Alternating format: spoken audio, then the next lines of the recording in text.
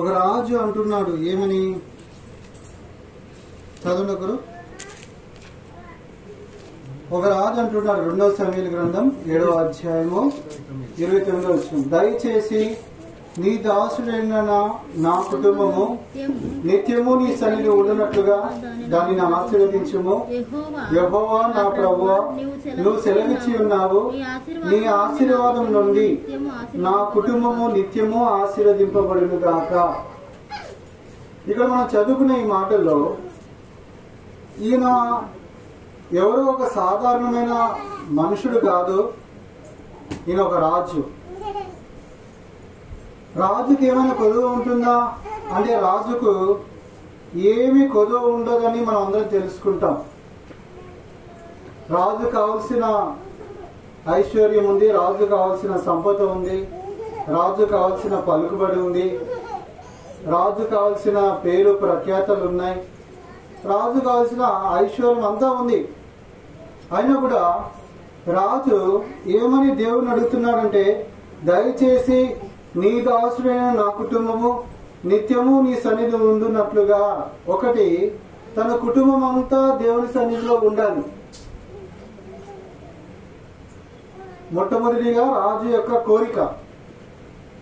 రెండోదిగా ఆ కుటుంబం అంతా ఆశీర్వదించబడాలి. రాజు కోరిక ఇది. కుటుంబం అంతా దేవుని సన్నిధిలో ఉండాలి, ఆశీర్వదించబడాలి. అంటే రాజుకి ఏమైనా తక్కువగా ఉన్నాయంటే ఏమి తక్కువ లేవు, అన్నీ ఉన్నాయి.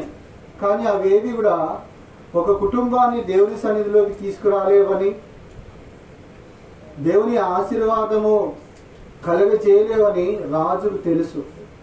అందుకే రాజు అంటున్నాడు, నీ సన్నిధిలో నా కుటుంబం ఉండాలి దేవా. ఉండడం మాత్రమే కాదు, నా కుటుంబం ఆశీర్వదించబడాలి, ఇది నా కోరిక అని రాజు దేవుని అడుగుతూ ఉన్నాడు. అయితే అలాంటి ఒక ధనవంతుడు, ఆయన గురించి మనం ఈరోజు తెలుసుకుంటాం. లూకా సువార్త 19వ అధ్యాయం.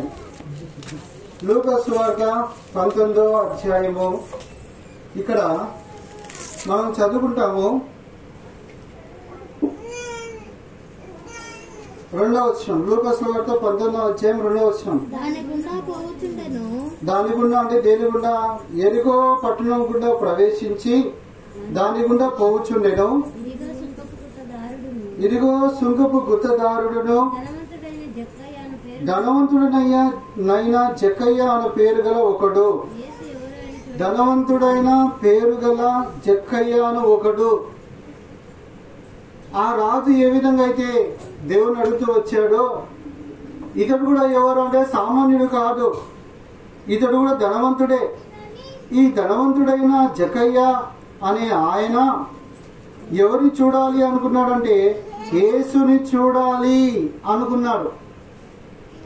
యేసును చూడాలి అని అనుకున్నాడు. అయితే యేసు ఆ త్రోవ రానై ఉన్నాడని అతడు ముందుగానే తెలుసుకొని ఆయన చూడడానికి ఒక మేడి చెట్టు ఎక్కాడు. ఎవరు ఈయన అంటే జక్కయ్య. జక్కయ్య ఎవరంటే ధనవంతుడు. ఆ ధనవంతుడైన జక్కయ్య యేసును చూడాలని కోరుకున్నాడు.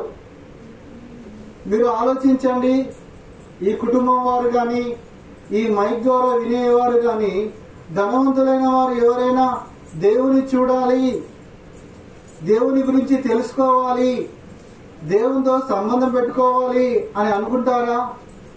ఎవరు అనుకోరు. కానీ ఈ జక్కయ్య అనే ఈయన చాలా ధనవంతుడు. ఎంత ధనవంతుడు అంటే ఆయనకున్న ధనాన్ని అంతటిని ఒకవేళ మనం అర్థం చేసుకుంటే ఆయన ఎంత ధనవంతుడు అంటే, ఆయన ఎవరి దగ్గర అయితే మరి డబ్బులు తీసుకున్నాడు మోసం చేసి, వాళ్ళందరికీ సగం ఆస్తి ఇచ్చేస్తే సరిపోతుంది. తన ఆస్తిలో సగం ఇచ్చేస్తే సరిపోతుంది, అంత ధనవంతుడు. ఇంకా తాను ఎవరి దగ్గర అయితే అన్యాయం చేసి మోసం చేసి సంపాదించుకున్నాడో వాళ్ళందరికీ 4 అంతలుగా తిరిగి ఇచ్చేసేటటువంటి ధనవంతుడు ఎవరు అంటే జక్కయ్య.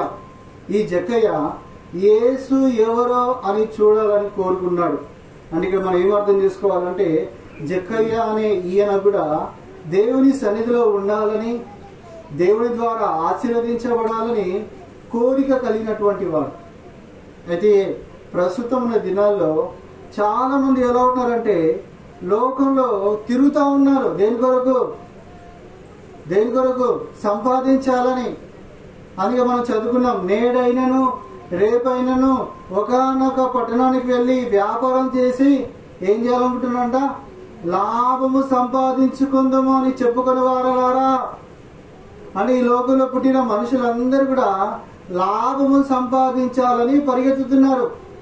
అయితే దేవుని వాక్యం చెప్తుంది, రేపేమి సంభవించినో నీకేం తెలుసు?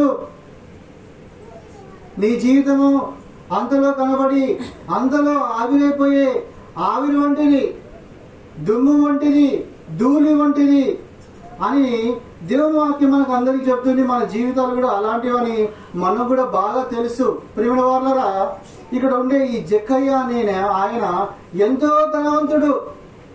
అయితే ఆ ధనవంతుడికి ఒక ఆశ కలిగింది. ఏమో తెలుసా? యేసు ఎవరో అని చూడాలని ఆశ కలిగింది. ఎందుకు యేసు ఎవరో చూడాలని ఆశ కలిగింది? మనం ఆలోచిస్తే చాలా విషయాలు అర్థం చేసుకోవాలి.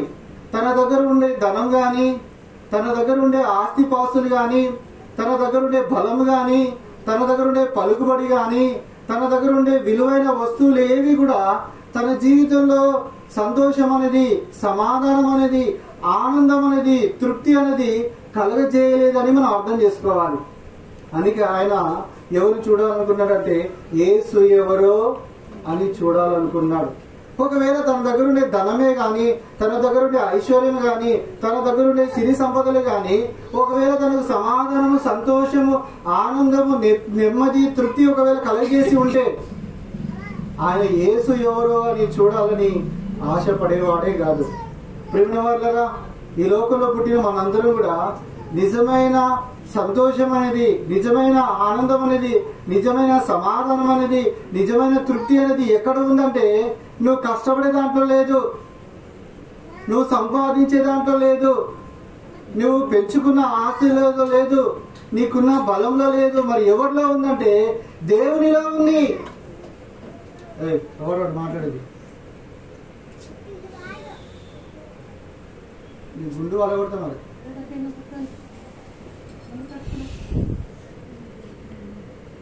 మరి దేవునిలో సంతోషం లేదని మరి ఆ వ్యక్తి ఎవరి దగ్గరకు వచ్చాడంటే దేవుని దగ్గరకు వచ్చాడు. దేవుని దగ్గరకు వచ్చి అతన్ని చూసినటువంటి వ్యక్తులు అందరూ అంటూ వచ్చారు. ఏమని తెలుసా? యేసయ్య ఆ జక్కయ్య అనే వాళ్ళ ఇంట్లోకి వెళ్ళిన తర్వాత అక్కడుండే ప్రజలందరూ చూశారన్నాడు, వీడు చాలా పాపాత్ముడు, వీడు చాలా చెడ్డవాడు, యేసయ్య అతని ఇంటికి వెళ్ళడం ఏంటి? బైబిల్ రాస్తుంది యేసయ్య పాపుల కొరకు వచ్చాడని, యేసు ప్రభు వారు మరి రోగుల కొరకు వచ్చాడని బైబిల్లో రాస్తుంది. యేసు ప్రభు వారు అలానే లోకాన్ని వచ్చాడు, అలానే మనుషులందరినీ కూడా ఆయన స్వస్థపరిచాడు, పాపులైన వారిని అందరినీ ప్రేమించాడు. అలానే జక్కయ్యని కూడా ప్రేమించి జక్కయ్య ఇంట్లోకి వెళ్ళి యేసయ్య కూర్చున్నారు. కూర్చున్న తర్వాత బయట ఉండే ప్రజలందరూ అంటున్నారు, ఏమో తెలుసా? యేసయ్య పాపి అయిన వాని ఇంట్లో వెళ్ళి కూర్చున్నాడు అన్న వెంటనే జక్కయ్య తన పాపాలన్నీ యేసయ్య దగ్గర ఒప్పుకుంటూ, తన పాపాలన్నిటి కొరకు పశ్చాత్తాపడుతూ ఒక్కసారిగా లేచి నిలబడ్డాడు. యేసయ్య, నేను ఎవరి దగ్గర అయితే అన్యాయంగా తీసుకున్నానో, ఎవరి దగ్గర అయితే దుర్మార్గంగా తీసుకున్నానో, ఎవరి దగ్గర అయితే నేను మోసం చేసి తీసుకున్నానో వాళ్ళందరికీ నా ఆస్తిలో సగ భాగం ఇచ్చేస్తాను. ఇంకా ఎవరి దగ్గర అయితే అన్యాయం చేసి మోసం చేసి తీసుకున్నానో ఒక్కంత తీసుకుంటే వారికి 4 వంతులు ఇచ్చేస్తాను అని యేసయ్య దగ్గర ఆయన పశ్చాత్తాపడ్డాడు. పశ్చాత్తాపడి క్షమాపణ నుండి వెంటనే యేసయ్య బిడ్డగా చేయబడ్డాడు, దేవుని బిడ్డగా చేయబడ్డాడు. ఎప్పుడైతే దేవుని బిడ్డగా చేపట్టాడో వెంటనే యేసు ప్రభువును చూసి ఏమన్నాడు చూడండి.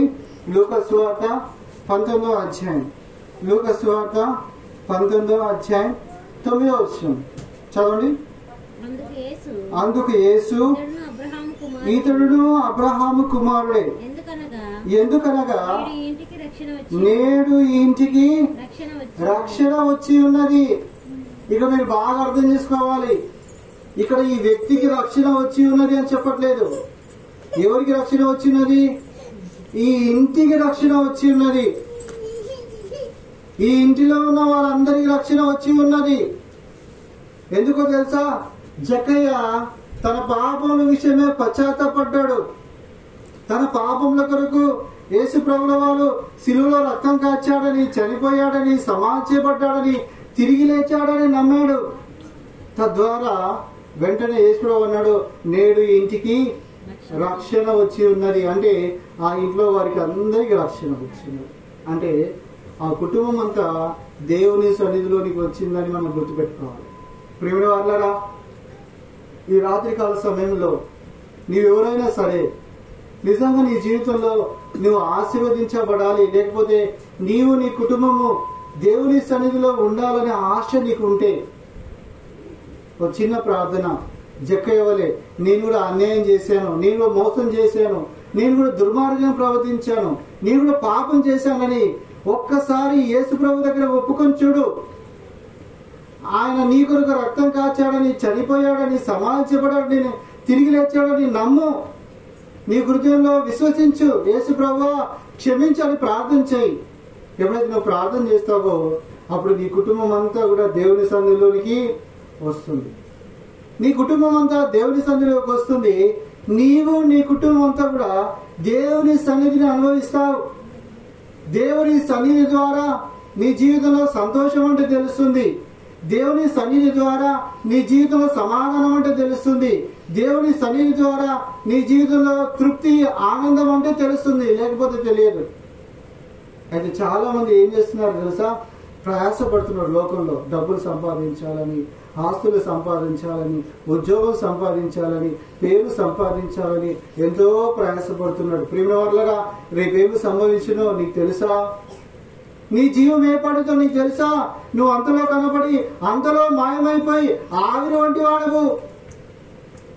అందుకే నేడే యేసు చెంతకురా, నేడే యేసు చెంతకురా. అప్పుడు నీవు నీ కుటుంబం అంతా కూడా దేవుని సన్నిధిలోనికి చేర్చబడేటటువంటి కుటుంబంగా ఉంటుంది. మొట్టమొదటిగా దేవుని సన్నిధిలోనికి చేర్చబడేటటువంటి కుటుంబంగా చేయబడుతుంది. ప్రియమైన వాళ్ళరా, బైబిల్లో మోషే అనే ఒక గొప్ప నాయకుడు, ఒక 20 లక్షల మందిని నడిపించేటటువంటి నాయకుడు. ఆ నాయకుడు ప్రార్థన చేస్తున్నాడు. ఏమని? దేవా, నీ సన్నిధి ఒకవేళ మాతో కూడా రాకపోతే, నీ సన్నిధి ఒకవేళ మాతో కూడా రాకపోతే మేము వెళ్ళాం. ఎందుకు తెలుసా?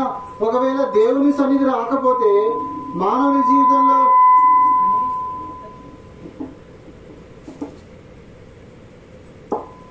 జీవితంలో సంతోషం లేదని, మానవ జీవితంలో నెమ్మది లేదని, మానవ జీవితంలో కాపుదల లేదని, మానవ జీవితంలో భద్రత లేదని ఆ నాయకుడికి తెలుసు. అందుకే ఆయన ఏమని ప్రార్థన చేసినో తెలుసా? దేవా, నీ సన్నిధి ఒకవేళ రాకపోతే మేము వెళ్ళము. ఒకవేళ వెళ్తే ఏమవుతుందో వాళ్ళకి తెలుసు. దేవుని సన్నిధిని అగౌరవపరిస్తే ఏమవుతుందో వాళ్ళకి తెలుసు. దేవుని సన్నిధిని నిర్లక్ష్యపరిస్తే ఏమవుతుందో తెలుసు. దేవుని సన్నిధిలో అపవిత్రంగా ఉంటే ఏమవుతుందో ఆ నాయకుడు తెలుసు. అందుకే దేవుని సన్నిధి అంటే ఎంత భయం ఆయనకు తెలుసు. అందుకే దేవుని సన్నిధి కావాలని కోరుకుంటున్నాను. దేవుని సన్నిధి వస్తే అక్కడి నుంచి ముందు సాగి వెళ్తారు. ఒకవేళ దేవుని సన్నిధి రాకపోతే వాళ్ళకి విజయం రాదు. ఏమవుతారన్న వాళ్ళు? అపజయం పాలై అందరూ చనిపోతారు. అపజయం పాలై ఓడిపోతారు. ఎందుకు తెలుసా? దేవుని సన్నిధి వారితో కూడా లేదు కాబట్టి. ప్రియమైన వాళ్ళరా, నీ కుటుంబం ఆశీర్వదించబడాలన్నా మొట్టమొదటిగా నీ కుటుంబం అంతా ఎక్కడికి రావాలి? దేవుని సన్నిధిలోనికి రావాలి. ఆ భక్తుడు రాజు దావీదు కోరుతున్నాడు, దేవా, నా కుటుంబము నిత్యము నీ సన్నిధిని ఉండునుగాక. ఒకవేళ దేవుని సన్నిధిలో ఉంటే ఆ కుటుంబం అంతా కాపాడబడుతుంది. ఒకవేళ ఆ కుటుంబం దేవుని సన్నిధిలో ఉంటే ఆ కుటుంబం అంతా క్షేమం పొందుతుంది. ఒకవేళ ఆ కుటుంబం దేవుని సన్నిధిలో ఉంటే ఆ కుటుంబం అంతా దీవించబడుతుంది, ఆశీర్వదించబడుతుంది. అందుకే ఆ రాజు అడిగాడు, దేవా, ఈ రాజ్యం ఉంటుంది, ఏమవుతుంది? రాజ్యం ఎల్లకాలం వలే ఉంటుందా? పోతుంది. ఇంకొక రాజు ఒకవేళ మరి యుద్ధానికి వస్తే ఆ రాజ్యం పోతుంది, ఆ రాజ్యం పోతుంది. అయితే ఈ రాజ్యం ఉంటుంది, పోతుంది. కానీ ఒకవేళ దేవుని సన్నిధి ఉంటే దేవుని యొక్క కాపుదల ఉంటుందని ఆ రాజుకు తెలుసు. దేవుని క్షేమం ఉంటుందని ఆ రాజు తెలుసు. దేవుని దీవెన ఆశీర్వాదం ఉంటుందని ఆ రాజు తెలుసు. అందుకే రాజు అన్నాడు, దేవా నా కుటుంబం అంతా కూడా నిత్యము నీ సన్నిధిలో ఉండాలి, నిత్యము నీ సన్నిధిలో ఉండాలి. కోరుకుంటారా ఎవరైనా నేను దేవుని సన్నిధిలో ఉండాలని? జక్కయ్య వలె నా పాపాలు కూడా ఒప్పుకుని నేను దేవునితో సమాధాన పడతానని కోరుకుంటారా ఎవరైనా? ఒకవేళ ఆశగా ఉంటే ఒక చిన్న ప్రార్థన, ప్రభువా నేను కూడా పాపిని, నీ సన్నిధిలో ఉండడానికి నేను వీల్లేదు. నా పాపాలను బట్టి నన్ను లోకములుండే మనుషులు ఎవరు ప్రేమించారు? అందరూ ఆశ్రయించుకుంటారు, అందరూ దూరం పెడతారు నన్ను. అయితే నువ్వు నన్ను ప్రేమిస్తున్నావు, నా కొరకు నీ ప్రాణం పెట్టావు, చనిపోయి తిరిగి లేచావు. దేవా నన్ను క్షమించు, నన్ను బిడ్డగా చేసుకొని ప్రార్థన చేసి చాలు. ఈ రోజే నువ్వు దేవుని బిడ్డగా మార్చబడి దేవుని సన్నిధిలో ఉంటావు. అంటే దేవుని కాపుదల కింద, దేవుని భద్రత కింద, దేవుని క్షేమం కింద, దేవుని దీవెన ఆశీర్వాదం పొందేదాని కింద ఉంటాం. రెండోదిగా ఆ రాజు కోరుకున్నాడు ఏమని? నా కుటుంబము నిత్యము ఆశీర్వదింపబడునుగాక, నిత్యము దేవుని సన్నిధిలో ఉండుగాక అనే ఒకటిది. రెండోది నిత్యము దేవుని సన్నిధి మాత్రమే కాదు, తాను తన కుటుంబం నిత్యము ఆశీర్వదించబడాలని కోరిక. ఇప్పుడు మీరు దేవుని ద్వారా ఆశీర్వదించబడాలని కోరుకుంటారా, లేకపోతే మీరే కష్టపడి ఆశీర్వదించబడాలని కోరుకుంటారా? నిజమేనా? మనుషులనే నిజమేనా? అన్ని అబద్ధాలు. ఒకవేళ నిజమైతే మీరు ఆదివారం ఏడుంటారు చెప్పాలి? చర్చిలో ఉంటారా? ఓన్లీ పొలంలో పనికి 1000 రూపాయలు వస్తాయి. సోమవారం 2000 ఖర్చు అయిపోతాయి. ఎంత ఖర్చు అయితే మీకు అర్థమైతే రావాలి ఎంత ఖర్చు అయిందో ఏమైందో. అయినా లేదా ఖర్చు వద్దు రాలేదంట మనిషి. నేను సేవకు రాకముందు నేను డ్యూటీ చేస్తుండేవాడిని. డ్యూటీ చేస్తుంటే నాకు రోజు 1000 రూపాయలు జీతం. మా మేడం అనేది, నీకు జీతం కాక 2000 ఎక్కువ ఇస్తా ఆదివారం. ఇంకా 2000 ఎక్కువ అంటే ఎట్లుంటుంది? మొత్తం ఎంత ఆ రోజుకి? 3000. పీకుతుందా లేదా మనసు? నాకు కూడా మీలాగనే పీకింది మనసు. మనసు పీకితే పోయిన ఆ రోజు డ్యూటీ చేశా, 3000 తెచ్చుకున్నా. 3000 తెచ్చుకుంటే సోమవారం చుట్టాలు వచ్చారు. ఎవరు వచ్చారు? నిన్న మీకు చుట్టాలు వస్తే ఎంత ఖర్చు అయింది? అంతేనా? 6000 ఖర్చు అయినా ఎక్కడ నీ కష్టం అంతా పోయిందా లేదా? అట్లనే నా కూడా చుట్టాలు వచ్చారు సోమవారం. చుట్టాలంటే ఇట్లా బంధువుల చుట్టాలు కాదు, సేవకులు, దేవుని బిడ్డలు చుట్టాలు. వాళ్ళు ఒకరోజు 6 మంది వచ్చారు. వారం ఉన్నారు. మొత్తం లేచిపోయింది, మొత్తం లేచిపోయింది. అప్పుడు నేను అనుకున్నా, దేవా బుద్ధుంటే ఆదివారం నేను పనికి పోను. ఇంక వాడు ఎవరు చెప్పినా పోను నేను. ఎందుకు తెలుసా? దేవుని ద్వారా మనం దీవించబడాలి, దేవుని ద్వారా మనం ఆశీర్వదించబడాలి. అంటే మనం దేవునికి ప్రథమ స్థానం ఇవ్వకుండా ఏ వ్యక్తి ఆశీర్వదించబడలేడు. బాగా గుర్తుపెట్టుకోండి, ఏ వ్యక్తి దీవించబడలేడు.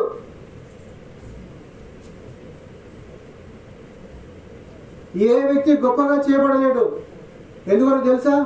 వాడు దేవుని ద్వారా దీవించబడలేదు కాబట్టి. అందుకే బైబిల్లో రాస్తుంది, యెహోవా ఆశీర్వాదము ఐశ్వర్యం ఇచ్చును గాని నరుల కష్టం చేత ఆ ఐశ్వర్యము ఎక్కువ కాదంట. నువ్వు ఎంత కష్టపడి ఎక్కువ కాదు. అదే నువ్వు దేవునికి ప్రథమ స్థానం ఇచ్చి, అమ్మ వినండి ఫస్ట్ ముఖ్యంగా, దేవునికి ప్రథమ స్థానం ఇచ్చి, దేవుని సన్నిధికి ప్రథమ స్థానం ఇచ్చి, దేవుని విషయాలను ప్రథమ స్థానం ఇచ్చి ఒకవేళ ఉంటే నువ్వు సంపాదించుకున్నది కొంచెమైనా కూడా అది బహుగా దీవించబడుతుంది. బైబిల్ రాస్తుంది, నీతిమంతుడు వాడు దాచుకునేది కొంచెమైనా కూడా ఎట్లాంటిదంట? బహు శ్రేష్టమైనదంట. ఎంత శ్రేష్టమైనదంటే బహుమంది ధనవంతులు సంపాదించిన సంపాదన కంటే శ్రేష్టమైనది. ఎందుకో తెలుసా? వాడి దగ్గర ఉన్న డబ్బులు ఖర్చు కావు కాబట్టి, అంటే వాడికి రోగాలు రావు, వచ్చినా 3 రూపాయలు టాబ్లెట్ వేసుకుని ప్రార్థన చేసుకుంటే తీరిపోతుంది. అదే ధనవంతుడికి జ్వరం వచ్చింది అనుకో, మన హాస్పిటల్లో అడ్మిట్ చేస్తే 1,00,000 రూపాయలు వేసే, ఎప్పుడు ఒక రోజుకి. ఎందుకు?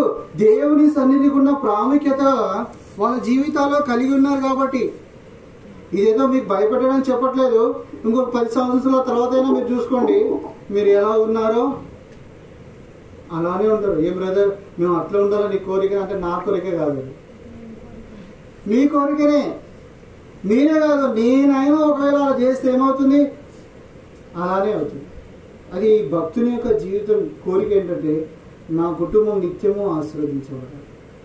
చూడండి, కీర్తనలు 127, కీర్తనలు 127వ కీర్తన, కీర్తనలు 127 మొదటి 2 వచనాలు చదవండి. యెహోవా ఇల్లు కట్టించని ఎడల, యెహోవా ఇల్లు కట్టించని ఎడల దాని కట్టువారి ప్రయాసం వ్యర్థమే. యెహోవా పట్టణమును కాపాడని ఎడల, యెహోవా పట్టణమును కాపాడని ఎడల దాని కావలి కాయువారు మేలుకొని ఉండుట వ్యర్థమే. మీరు వేకువనే లేచి, అమ్మ మీరు ఈ మాట బాగా వినాలి, మీరు వేకువనే లేచి చాలా రాత్రి అయిన తర్వాత పండుకొనుచు కష్టార్జితమైన ఆహారం తినుచునితో వ్యర్థమే. తన ప్రియులు నిద్రించుచుండగా ఆయన వారికి ఇచ్చుచున్నాడు. చాలు, తన ప్రియులు నిద్రించుచుండగా ఆయన వారికి ఏం చేస్తున్నాడు? ఇచ్చుచున్నాడు. అంటే మీరు ఎంత కష్టపడ్డా కూడా ఒకవేళ దేవుడు ఇవ్వకపోతే ఆ కష్టం అంటే ఎలాంటిదంట? వ్యర్థమే. నేను దేవుడు లేకుండా 1,00,000 రూపాయలు సంపాదించాను. ఎప్పుడో తెలుసా? 2005లో. ఎప్పుడు? ఇప్పుడు ఎన్ని సంవత్సరాలు అయింది? 20 సంవత్సరాలు అయింది. అంటే 20 సంవత్సరాలు అప్పుడు చెప్తున్నాను. అప్పుడే నేను 2 లక్షల రూపాయలు సంపాదించాను. ఎన్ని రోజులు తెలుసా? 2 సంవత్సరాలు. అప్పట్లో కూలి ఎంత తెలుసా? కూలి పనికి వెళ్తే 100 రూపాయలు, బేల్దారి పనికి వెళ్తే 150 రూపాయలు మేస్త్రికి. ఆ టైంలో 2 లక్షలు సంపాదించాను. ఎవరు లేకుండా, దేవుడు లేకుండా 2 లక్షలు సంపాదించాను. సంపాదిస్తే మా అమ్మకు ఒక జబ్బు వచ్చింది. 1 నెలలో 1,00,000 రూపాయలు పాయ్. ఇవన్నీ దేవుని వాక్యాలు ఉన్నాయి. ఇప్పుడు అవన్నీ తీసి చెప్పినానుకో, ఇక మీరు నిద్రలో రాత్రి అంతా నాతో పాటు మేలుకొని ఉండాల్సిందే. అసలుకే మీరు నిన్న మొన్న ఫుల్ దావతులు అలసిపోయి ఉన్నారు పండుగలు చేసుకొని. అయితే దేవుని సన్నిధికి మనం ప్రథమ స్థానం ఇవ్వాలి. ఎప్పుడైతే మనం ప్రథమ స్థానం ఇస్తామో అప్పుడు మనము మన కుటుంబము ఆశీర్వదించవాలి. ఇది గుర్తుపెట్టుకోవాలి. మీకు ఎంత లాభం వచ్చినా కూడా దేవునికి ప్రథమ స్థానం ఇవ్వడం మీరు నేర్చుకునే చూడండి. మీరు ఇప్పుడు ఇలా ఉన్నా కూడా రేపు పొద్దున మీ పిల్లలు గొప్పవారు అవుతారు.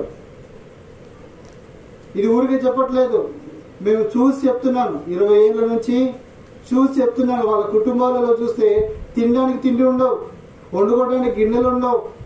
అలాంటి కుటుంబాలు ఇప్పుడు చూస్తే వాళ్ళ కుటుంబాలు, వాళ్ళ పిల్లలు చూస్తే అమెరికాలో ఉన్నారు. వాళ్ళ పిల్లలందరూ పెద్ద పెద్ద చదువులు చదువుకున్నారు. వాళ్ళందరూ బాగా దీవించబడ్డారు. ఎందుకు తెలుసా? వాళ్ళ జీవితంలో దేవునికి ప్రథమ స్థానం ఇచ్చారు. కాబట్టి మనం కూడా కుటుంబంగా మనం ఏం చేయాలో తెలుసా? అన్ని విషయాల్లో ప్రథమ స్థానం దేవునికి ఇవ్వాలి. ఆదివారం ఎక్కడ ఉండాలి? మీరు ఎక్కడ ఉండాలి? పొలంలో ఉండాలి. ఆదివారం మీరు ఎక్కడ ఉండాలి? డబ్బులు సంపాదించుకోవాలి కాదు, దేవుని సంపాదించుకోవాలి అని నేను అంటాను. ఇది గుర్తుపెట్టుకోండి. డబ్బులు అవసరమే, అన్న ఊరికేనే రాదు. కానీ దేవుని ఆశీర్వాదం లేనటువంటి సంపాదన కానీ ఆ దీవెన కానీ అది దీవించబడదు, ఆశీర్వదించబడదు.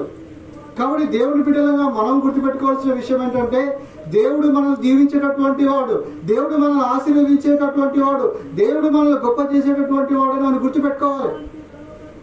ఎప్పుడైతే మనం గుర్తుపెట్టుకుంటామో అప్పుడు మనం దేవునికి ప్రథమ స్థానం ఇస్తాం. రెండోదిగా ఆ భక్తుని యొక్క కోరిక ఏంటంటే ఎవరెవరు ఉండాలంట దేవుని సన్నిధిలో?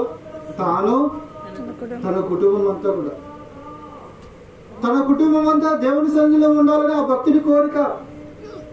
ఎందుకు ఉండాలి? ఒకవేళ దేవుని సన్నిధిలో ఉంటే వాళ్ళు ఆశీర్వదించబడతారు. ఇప్పుడు మీకు చాలా మంది పిల్లలు ఉన్నారు అమ్మా, మీకు చాలా మంది పిల్లలు ఉన్నారు. దేవుని స్తోత్రం. మీరు అడగకముందే దేవుడు మీకు పిల్లలు ఇచ్చాడు. అయితే మనం ఏం చేయాలి? కృతజ్ఞులమై ఉండి ఆ పిల్లల్ని దేవుడి కొరకు పెంచాలి. మీరు బయటికి పోయి చూస్తే, సంఘాల్లోకి వెళ్ళి చూస్తే ఒక్కొక్కరు ఎట్లా ఏడుస్తారు తెలుసా? పిల్లలు లేక ఏడుస్తూ ఉంటారు రాత్రి పగలు. దేవుడు మీకు పిల్లల్ని ఇచ్చాడు. ఆ పిల్లల్ని దేవుని సన్నిధిలో పెంచాలి. ఉదయం లేచిన వెంటనే వాళ్ళు మోకరింపజేసి ప్రార్థన చేయించాలి. మీరు దేవుని మాటలు వాళ్ళకు కొన్ని చెప్పాలి. మీకు పనులు ఉంటాయి నాకు తెలుసు, కానీ ఇప్పుడు మీరు చెప్పకుండా, మరి భర్తలు చెప్పకుండా, పెద్దవాళ్ళు చెప్పకుండా, ఇంకెవరు చెప్పకుండా ఉంటే వాళ్ళు ఎలా దీవించబడతారు? అందుకే ఉదయం లేచిన వెంటనే, లేకపోతే రాత్రి సమయంలో మీరు ఏం చేయాలి తెలుసా? పిల్లల్ని మోకరింపజేసి ప్రార్థన చేపించాలి. మీరు చేపించి చూడండి, అది కష్టమే, కానీ ఒకప్పుడు మీరు తెలుసుకుంటారు. మీరు చచ్చిపోయేటప్పుడన్నా నిజంగా మేము మంచి పని చేసాము అని మీరు తెలుసుకుంటారు. మీ పిల్లలు బహుగా దీవించారు. హన్నా అనే ఆమె తన కొడుకుని 5 సంవత్సరాల వయసులో దేవుని మందిరంలో వదిలేసింది. ఆమె ఏం నేర్పించిండో 5 సంవత్సరాల్లో? మీరు అంటారు మా పిల్లలు మా మాట వింటలేరన్నా, రేపు పొద్దున మీ పిల్లలు ఉడితే తెలుస్తుంది అని అంటారు. అలా కదా మనిషినే కదా. కానీ హన్నా ఆమె కూడా పుట్టక పుట్టిండు కొడుకు సమూయేలు అనే పేరు. 5 సంవత్సరాలు అన్ని నేర్పించింది ఆమె. అని పిల్లలకి ఇప్పుడు అన్నీ అర్థమవుతాయి. మీరు నేర్పిస్తే వాళ్ళకి అర్థమవుతాయి. మీరు నేర్పిస్తే వాళ్ళు దీవించబడతారు. మీరు నేర్పిస్తే వాళ్ళ ఆశీర్వాదంలోకి వస్తారు. మీరు ఎంత కష్టపడ్డా కూడా ఆశీర్వాదంలోకి రా. కాబట్టి మీరు మీ పిల్లలు నేర్పించాలి. ఫస్ట్ మీరు ఉదయం లేచిన వెంటనే ఫస్ట్ దేవునికి ప్రథమ స్థానం ఇవ్వాలి. ఈనాడు చాలా మంది దేవుని బిడ్డలు ఎట్లున్నారంటే, దేవుని దగ్గరికి ఎలా వస్తున్నారంటే అదేదో హోటల్ లాగా వచ్చి, అట్లా కాదు. నువ్వు ఇంట్లో ఉన్నా, పని చేస్తున్నా, చర్చిలో ఉన్నా, బయట ఉన్నా, ఎక్కడ ఉన్నా కూడా దేవుని సన్నిధిలో ఉన్నామనే గ్రహింపుతో మనం బ్రతకాలి. ఎప్పుడైతే అట్లా బ్రతుకుతామో మనం దీవించబడతాము, మన పిల్లలు దీవించబడతారు, మన కుటుంబ సభ్యులందరూ కూడా దీవించబడతారు. మరి మీరు అలా చేస్తున్నారా? ఎన్ని సంవత్సరాల నుంచి మనం వింటూ ఉన్నాము, ఎంతమంది సాక్ష్యాలు వింటూ ఉన్నాము. ఒక్కసారైనా మీరు ఆలోచన చేయరా? మీ పిల్లలు దీవించబడాలనే కదా మీరు కష్టపడేది. అయితే ఇలా కష్టపడితే వాళ్ళు దీవించబడారు.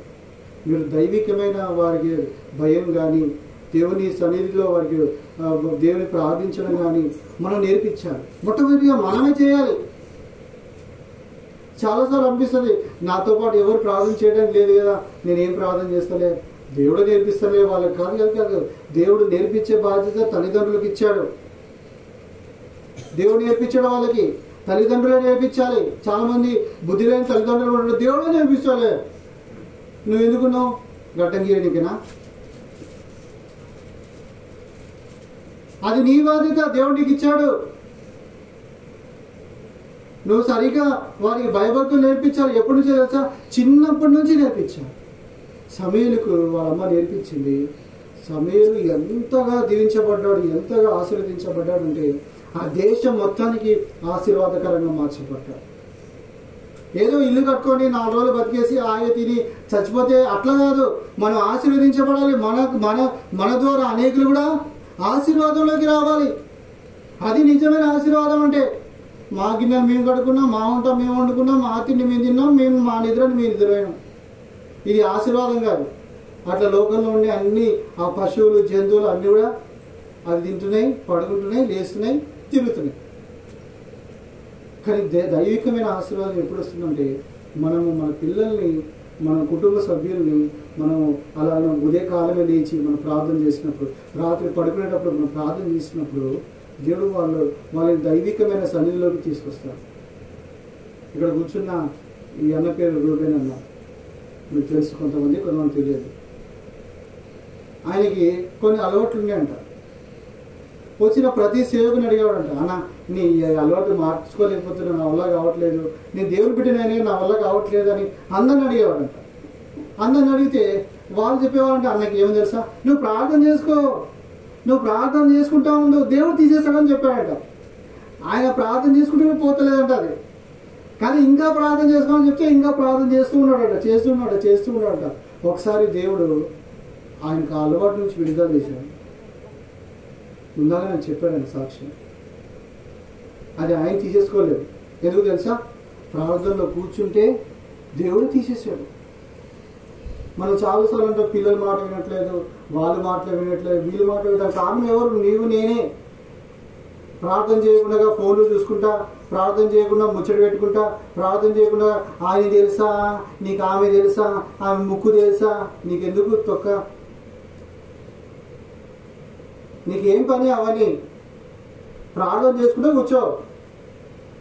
దేవుడు ఎంత గొప్ప అద్భుతాలు చేస్తాడు. ఒక సంవత్సరం చేసుడు తర్వాత నన్ను అడుగుడు, మీ కుటుంబంలో ఒకవేళ మార్పు రాకపోతే ఉదయం కాలమే లేచి ప్రార్థన చేసుడు. అన్న చెప్పడం కాదు, నేను కూడా మరి ప్రభు నమ్ముకునే దినాల్లో నాకు కూడా చాలా అలవాట్లు ఉండేవి, నాకు కూడా. ఈ అలవాటు నుంచి బయటికి రావడం కష్టం అనిపించేది నాకు. ఎంత ప్రార్థన చేసినా పోయేది కాదు. అయితే రోజు ప్రార్థన చేస్తూ ఉంటే దేవుడు ఒక్కొక్క అలవాటు నుంచి ఒక్కొక్క బలహీనత నుంచి విడిపిస్తూనే వచ్చాడు. నాకు ఎంత కోపం అంటే, ఆ కోపం మీరు చూస్తే తట్టుకొని అంత పడలేదు, అంత కోపం నాకు. మంచోళ్ళని కొట్టినాను, అబద్ధం చెప్పట్లేదు, మా చర్చిలో ఉన్న సగం మంది కొట్టినాను. అంత కోపం, చూస్తేనే కోపం.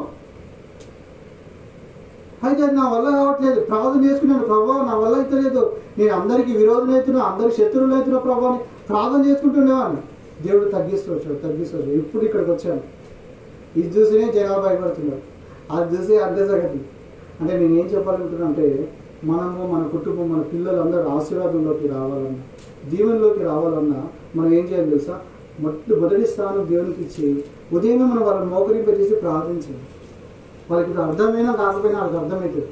ఎంత బాగా అర్థమవుతుంది అంటే, మీకు తెలుసో తెలీదో, మేము సండే స్కూల్ పిల్లల్ని డీల్ చేస్తాను కాబట్టి వాడికి ఎప్పుడో చెప్పింటా నేను, ఒక సంవత్సరం ముందే చెప్పింటా నేను. వాడు కరెక్ట్గా ఆ మాటను తీసుకొచ్చి నాకు చెప్పాడు. మరి అట్లా ఇంతమంది పిల్లలు చెప్పడం నేను చూశాను. ఒక బాబు చచ్చిపోయే స్టేజ్కి వచ్చాడు. వాడు 3 నెలలు చర్చికి వచ్చాడు సండే స్కూల్కి. 3 నెలల తర్వాత వాడికి బ్లడ్ క్యాన్సర్ వచ్చింది. ఆ అబ్బాయి వయసు 10 సంవత్సరాలు. ఇప్పుడు 1 గంట తర్వాత చచ్చిపోతాడు. అయితే వాడికి నేను గుర్తున్నా, సండే స్కూల్కి ఇచ్చాడు. అంటే వాడు వచ్చాడు, వెళ్ళిపోయాడు. 4 సంవత్సరాలు అయిపోయింది. అయితే వాడు వాళ్ళ నాయనమ్మని పంపించి నా దగ్గర పంపించాడు. అక్కడ అంకుల్ ఉంటాడు, ఆయన తీసుకుని రా, ఆయన ప్రార్థన చేస్తాడు, ఏసయ్య బాగు చేస్తాడు అని చెప్పి వాడు వాళ్ళ నాయనమ్మని పంపించాడు. ఎన్ని సంవత్సరాలు అయింది? 5 సంవత్సరాలు అయిపోయింది. ఊరికి కథలు చెప్పట్లేదమ్మా, 5 సంవత్సరాలు అయిపోయింది. 5 సంవత్సరాల తర్వాత నా పేరు, నేను ఎక్కడ ఉంటానో చెప్తే ఆమె వచ్చి అడుగుతుంటే నేను ఆశ్చర్యపోయినా. వాడు ఎవరు నాకు గుర్తులేదు, ఎందుకంటే రోజు 100-150 మంది ఉంటారు, అందులో ఎంతమంది గుర్తు పెట్టుకుంటాం? నాకు గుర్తులేదు. అరవింద్ అంటే ఏమో తెలియదు సరే అని పోయినా. నేను పోతే వాడు అస్థి పంజరంలాగా మారిపోయాడు. ఇంకా చివరి శ్వాస తీసుకుంటాడు, ఇట్లా శ్వాస తీసుకుంటున్నాడు. వాడు అంటున్నాడు, అంకుల్ నా గురించి ప్రార్థన చేయాలి అంకుల్. వాడు ప్రార్థన చేయని ఒక మాట చెప్పి ఏమన్నాడంటే, అంకుల్ నేను వెళ్ళిపోబోతున్నాను, మా నాయనమ్మ ఏడుస్తుంది, ఆమెను ఏడవద్దని చెప్పాను, నేను ఏసే దగ్గర ఉంటాను, ఆమె కూడా ఏసే నమ్ముకొని చెప్పు అంకుల్ అని చెప్పి వాడు ప్రార్థన చేయించుకున్నాడు. గంటలో చచ్చిపోయాడు. పిల్లలకు అంతా బాగా అర్థమవుతుంది. నువ్వు పని పాట లేకుండా ఊరంతా తిరుగుకుంటా ఆ రోడ్డు మీద సొల్లు కొట్టుకుంటా ఉండి నా పిల్లలు మాట వింటలేరు, వాళ్ళు మాట వింటలేరు అనే శృతి చెప్పొద్దు. అంత బాగా గుర్తుంచుకుంటారు పిల్లలు. అది వాళ్ళు ఉదయకాలం లేచిన వెంటనే ఏం చేయాలి? మోకరింప చేసి, కష్టమైన లేచి మోకరింప చేసి ప్రార్థన చేసాడు. ఒక 10 రోజుల తర్వాత వాడు నిండి లేపుతాడు. లేకపోతే అన్నాడు. ఇలా చేయడం ద్వారా పిల్లలు దీవెనలోకి వస్తారు. ఇలా చేయడం ద్వారా మీ భర్తలు కూడా నీ నీ నీ విధానం చూసి ప్రభు దగ్గరకు వస్తారు. మీ భార్యలు నీ విధానం చూసి ప్రభు దగ్గరకు వస్తారు. నీవే ఒక పద్ధతిగా లేయవు, నీవే ఒక పద్ధతిగా మందిరానికి రావు, నీవే ఒక పద్ధతిగా దేవుని సన్నిధిలో కూర్చోవు, నీ పిల్లలు ఏం కూర్చుంటారు? అయితే దావీదు యొక్క కోరిక ఏంటంటే తాను కూడా దేవుని సన్నిధిలో ఉండాలి, తన కుటుంబం కూడా దేవుని సన్నిధిలో ఉండాలి. ఉండడం మాత్రం కాదు, కానీ ఆ కుటుంబం అంతా కూడా ఆశీర్వాదంలోకి రావాలి. నేను ఒక్కడి రావడం కాదు, నేను, నా పిల్లలు, నా కుటుంబం అంతా కూడా దేవుని ఆశీర్వాదం పొందాలి, దేవుని ఆశీర్వాదం అనుభవించాలి. దేవుడు మనల్ని తన యొక్క ఆశీర్వాదాలు పొందాలని మనల్ని పిలిచాడు ఈ లోకంలో. అయితే అనేక సందర్భాల్లో దేవుని బిడ్డలుగా మనము దైవ ఆశీర్వాదాలు పొందకుండా మనమే కోల్పోతున్నాం. ఎందుకు తెలుసా? దేవుడు మనల్ని ఏ విధంగా అయితే జీవించమంటున్నాడో ఆ విధంగా జీవించనందువల్ల. కాబట్టి దేవుని బిడ్డలుగా మనము దైవ దీవెన ఆశీర్వాదం పొందాలి అంటే మొదటి స్థానం మనం దేవునికి ఇవ్వాలి. అది నీలో కనబడలేదు, ఇది పాస్టర్ కనబడేది కాదు, అది నీకు, ఇంకెవరికి చెప్పండి గట్టిగా, ఎవరికి? దేవునికి. తర్వాత పాస్టర్. నువ్వు ఆదివారం వస్తావు, ఏదో ప్రార్థన గుడికి వస్తావు, అప్పుడే చూస్తాడు ఆయన, నీ ఇంట్లో ఆయన చూడడు. అయితే నిన్ను ఆశీర్వదించాలంటే ఎవరు చూడాలి?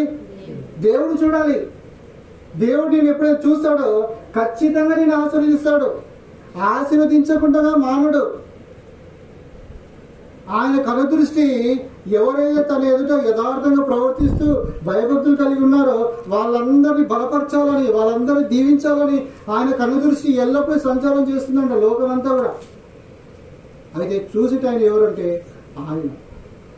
అందుకే దేవుని వాక్యంలో ఒక మాట రాస్తుంది, ఆ మాట చదువుకొని మనం ప్రార్థన చేసుకుంటాం.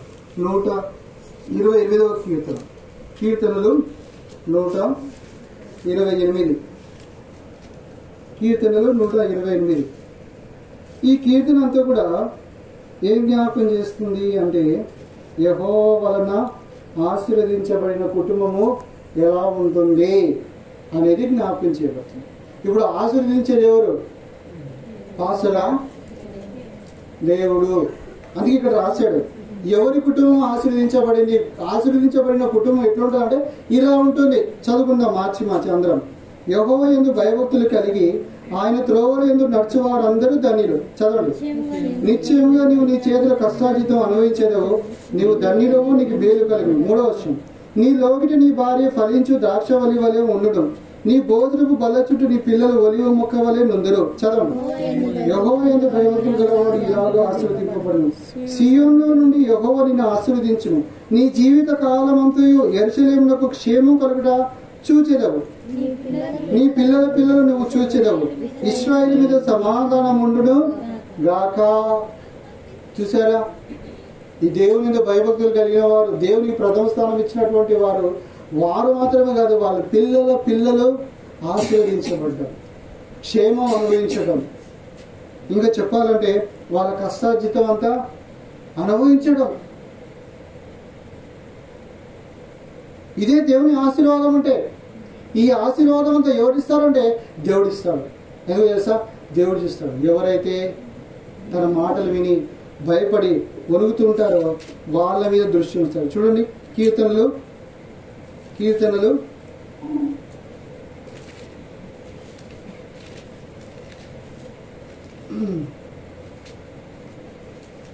ఎవరైతే నా మాటలు విని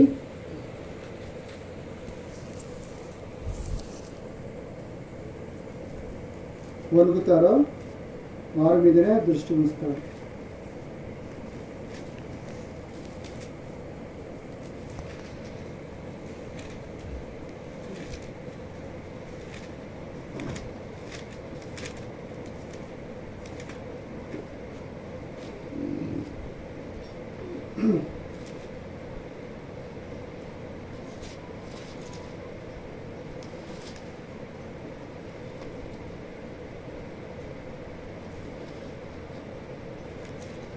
అయితే ఆ మాట రాస్తుంటే ఏమో రాస్తుందంటే ఎవరైతే ఆయన మాట విని గడగడ ఒలుగుతారో అలాంటి వారి మీద ఆయన దృష్టి ఉంచుతాడు అని రాబడింది. అంటే వణకడము, ఆయన మాటలు విని వణకడం అంటే ఆయన మాటలు విన్న వెంటనే అలాగూ జీవించడానికి మార్చుకొని తమ జీవితాన్ని జీవిస్తారో వాళ్ళ మీద దేవుని దృష్టి ఉంటుంది. అందుకే దేవుని దృష్టి ఉన్నప్పుడు నీ ఇంట్లో కొంచెం ఉన్నా కూడా అది దీవించబడుతుంది. బైబిల్ ఒక విధవరాలు ఉంది. ఆ విధవరాలు ఇంట్లో ఏమున్నాయంటే ఏమీ లేవు. తన భర్త చేసిన అప్పులకు తన 2 పిల్లల్ని తీసుకుని పోవడానికి వచ్చింది. ఆమె ప్రవక్త దగ్గరికి వచ్చి అడిగింది, అయ్యా నా భర్త ఇలా అప్పులు చేసి చనిపోయాడు, మరి నా పిల్లల్ని తీసుకుపోవడానికి అప్పుల వాళ్ళు వచ్చారు, ఇప్పుడు నన్ను ఏం చేయమంటావు అంటే, నీ ఇంట్లో ఏముందమ్మా? ఏముంది? నా ఇంట్లో ఏం లేదు, బుడ్డిలో కొంచెము నూనె. బుడ్డిలో కొంచెం నూనె ఉంది. సరే నీ ఇంట్లో కొంచెం నూనె ఉందా?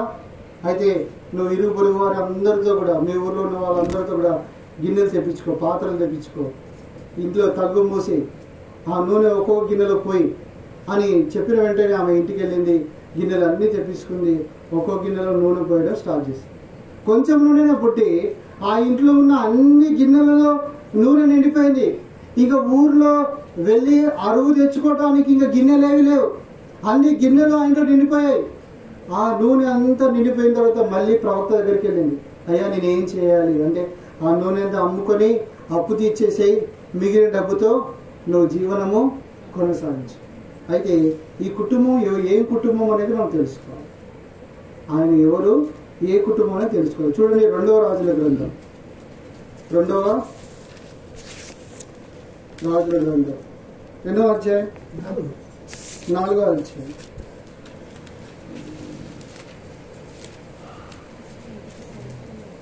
2వ రాజుల గ్రంథం 4వ అధ్యాయం మొదటి వచనం ఒకటి చదవండి. అంతట ప్రవక్త శిష్యులలో ఒకరి భార్య, నీ దాసుడైన నా పెనిమిటి చనిపోయాను, అతడు